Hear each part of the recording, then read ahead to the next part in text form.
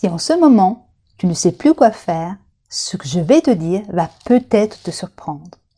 Parce que ce flou-là n'est pas un problème, c'est une information. Je t'invite à rester jusqu'au bout parce que je vais t'expliquer ce que ce signal essaie de te dire et surtout comment arrêter de te faire du mal avec ça. Mais tout d'abord, qui suis-je? Je suis Marie-Hélène Corté, créatrice du déclic conscient. J'accompagne les personnes qui se trouvent dans une période de flou à retrouver de la clarté sans dépendre d'un suivi permanent. On prend du recul, on clarifie, on comprend ce qui bloque et on retrouve ainsi une direction plus claire. Je le fais notamment à travers l'espace déclic conscient, un espace pensé pour avancer à son propre rythme. Mais revenons à mon sujet. Je pense à une personne que j'ai accompagnée récemment, je vais l'appeler Claire. Claire, c'était quelqu'un de très réfléchi, organisé, le genre de personne qui avance, qui gère. Et puis un jour, ça s'est brouillé. Plus vraiment d'élan, plus de oui intérieur, juste du flou, un mal-être. Elle me disait, je réfléchis tout le temps. Mais plus je réfléchis, moins je vois clair.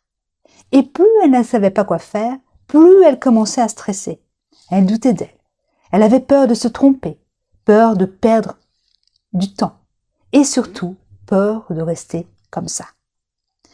Et il y avait cette phrase qui tournait en boucle dans sa tête, « Mais pourquoi je ne sais pas ce que je veux ?»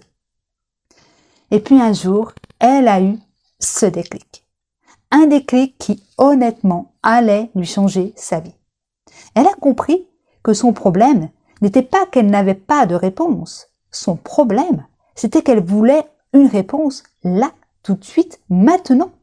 Elle cherchait absolument une réponse, une solution, un plan, une décision, peu importe. Sauf que parfois, le bon prochain pas, ce n'est pas de décider, c'est d'abord de s'écouter. Donc elle a fait autre chose. Elle a posé ce qu'elle ressentit, elle a mis tout ça à plat, sans chercher à comprendre, à conclure. Et là, quelque chose s'est apaisé. Pas parce qu'elle avait tout réglé, non, mais parce qu'elle s'était autorisée enfin à ne pas savoir. Et c'est ça que je veux te dire aujourd'hui. Le flou n'est pas un ennemi. Le flou, c'est un signal. Ne pas savoir quoi faire, ça ne veut pas dire que tu es incapable, ou tu es en retard, que tu stagnes, ou tu recules. Ça veut souvent dire qu'il y a quelque chose en toi qui change, que tes anciens repères ne suffisent plus. Donc oui, c'est inconfortable, voire parfois très inconfortable, mais c'est une information, une piste, un passage.